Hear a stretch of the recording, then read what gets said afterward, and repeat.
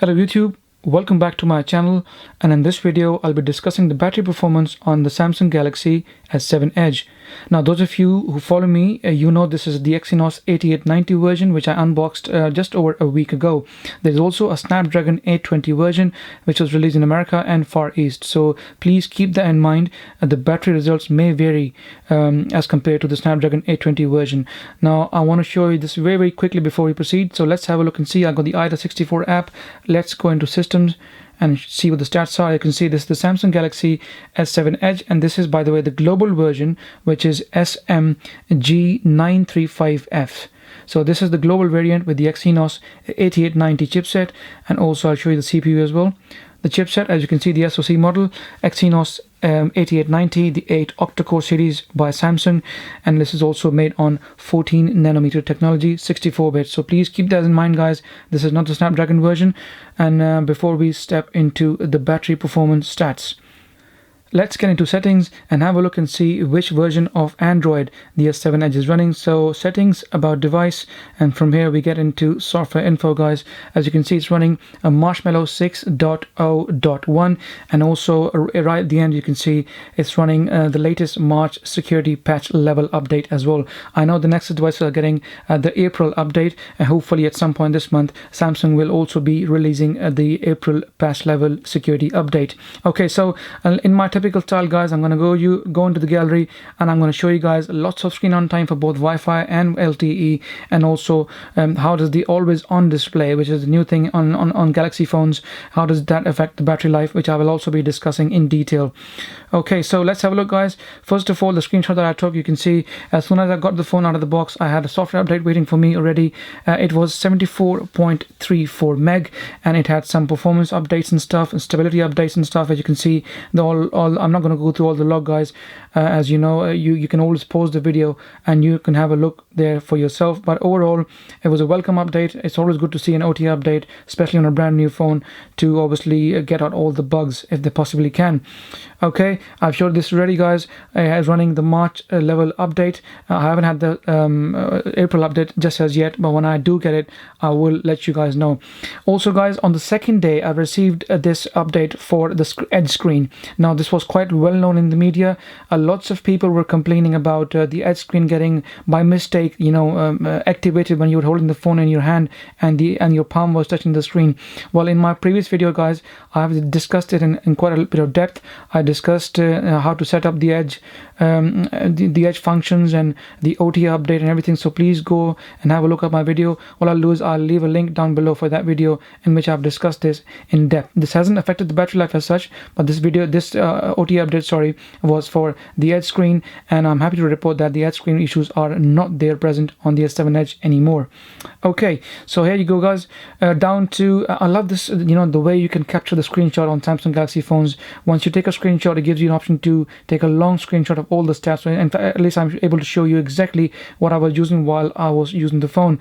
As you can see here, guys, I used the camera a lot, also using Google Plus and YouTube and stuff, and the battery was down to 58%. As you can see, I was mostly on 4G LTE and also Wi-Fi, and you can see I got a screen on time of 3 hours, guys, down to 57%. Now, majority of the time I was on Wi-Fi, and occasionally I was on 4G LTE as well.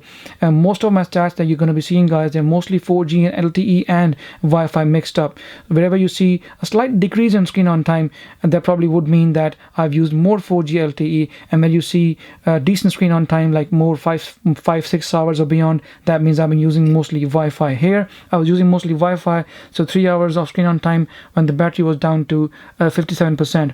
Now going further down again, guys, let me just pinch and zoom and show you. I was down to 8%, guys, and using it pretty heavily. SoundCloud, Bluetooth music, cell was on standby for a few hours as well. Google Plus, Slay services, Facebook, bus countdown, and eventually I was able to achieve 6 hours and 4 minutes of screen on time, and when the battery was down to 8%. And with this kind of SOT, I'm sure even the most hardcore users out there are going to be very happy. For the first time in a long time, I've seen a Samsung Galaxy phone giving such outstanding screen on times, and the reason is because the batteries are quite big now. On the S7 you have a 3000 milliampere battery, and on the S7 Edge you have a 3600 milliampere battery, which is very nice.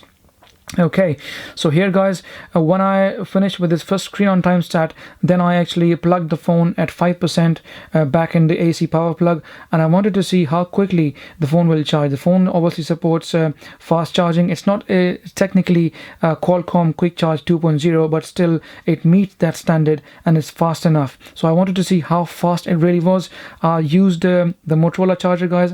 I also used the Samsung's official adaptive charge fast charger, and I also used a Qualcomm certified Charge 2.0 charger, the Aoki fast charger as well. So to my findings, all these three chargers are, they perform pretty much the same with hardly any difference, and I was pretty happy with the way things were going. Okay, so 5% at you can see, you guys, 9 past 5, and I checked the battery again at 1746, and you can see at about 50%. So I was able to charge the phone in just over half an hour, around half an hour's time, to 50%, which is very, very fast as far as I'm concerned, guys. No issues. Half an hour, 50%, very good going for a absolutely huge, massive 3600 milliampere battery.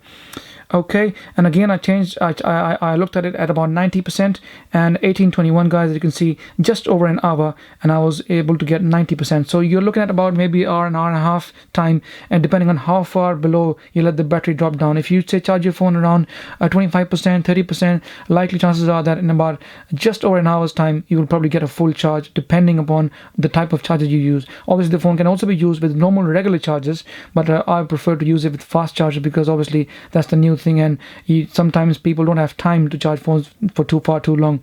So even the Samsung's own a boxed adaptive charger, which I showed you in my unboxing, is pretty fast indeed. So in just over an hour, about an hour and a half, I think you can charge the phone from around 10%, and if you obviously charge it earlier than that, obviously it will take you lesser time to charge the phone. Okay, all these tests, guys, were actually performed whilst my display was always on. So this is the always on technology, guys. I'm sure most of you know that already. I have here with me a Samsung Galaxy S7, and as you can see here, guys, in the video, the screen is on. The screen is off, but the always on display is on there. You can see the clock. So this is what I had on the S7 Edge as well. And tell you what, I will just quickly increase the brightness and see if I can show you a bit more clearly. There we go.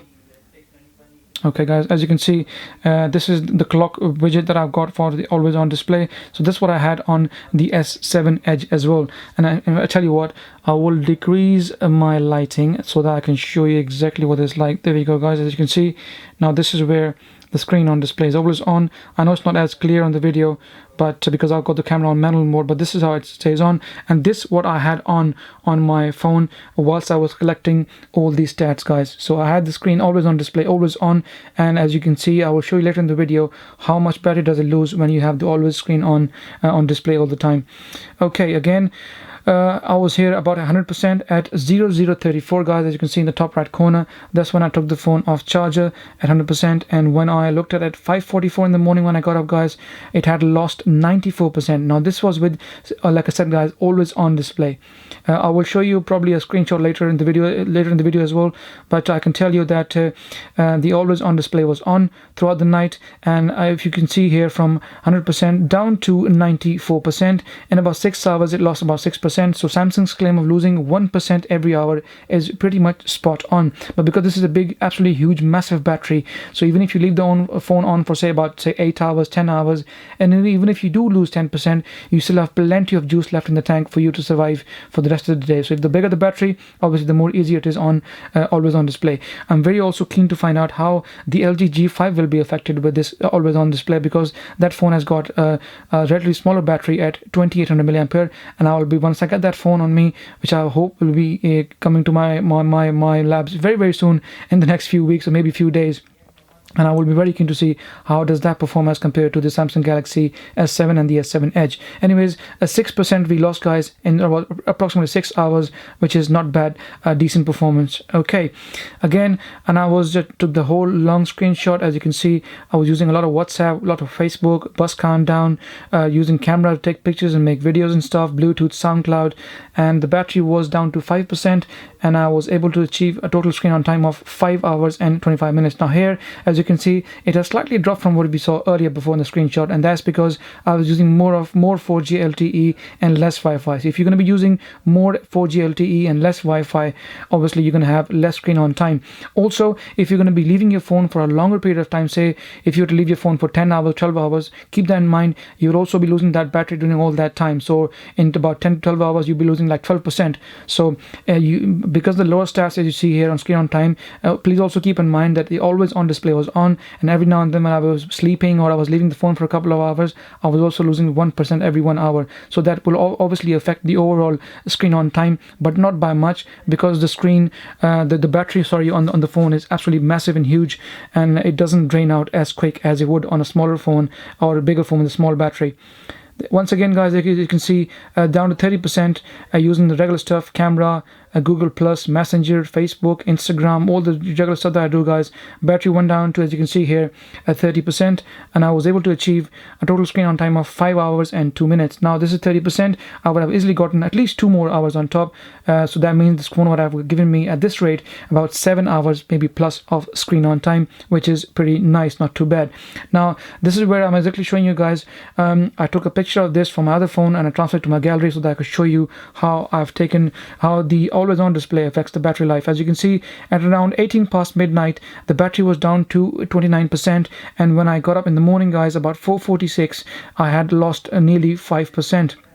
So that means it's pretty much the same as we had before, 1% every 1 hour, which is again pretty much what Samsung claimed. But like I said, I didn't feel it as much because the battery is absolutely huge, and I'm the kind of person or normally doesn't leave the phone alone, because like I said, guys, I'm a YouTuber, and I get lots of notifications and emails and this, that all the time. My phone is busy. So the only time I leave the phone alone is when I'm either working for a few hours or when I'm actually sleeping or doing something else. But pretty much the phone is on me all day long. So to me personally, it doesn't affect it as much. But if you're the kind of person, if you're going to be leaving your phone for 12 hours, 15 hours, say 20 hours, you don't use the phone at all, then please do expect battery drain if you have the always on display switched on at all times.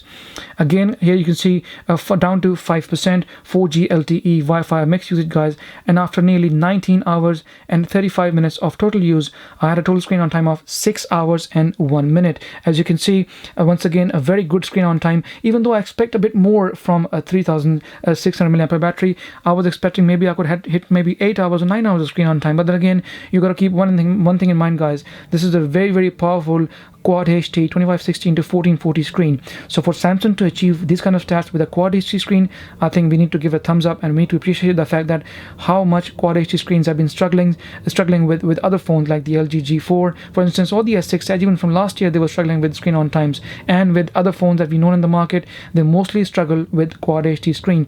And for some reason, OEMs keep on trying to prove us a point that yes, you can get plenty of screen on time out of a smallish battery, even on a Quad HD screen phone. I completely disagree. I know the optimization Samsung has been playing with in the last year or two, they're pretty good, but even an OEM like Samsung, who actually specializes in getting the most out of small batteries, even they have given up this year. That's why they're giving you bigger batteries, 3600 on S7 Edge and 3000 on the S7. I think other OEMs need to do the same.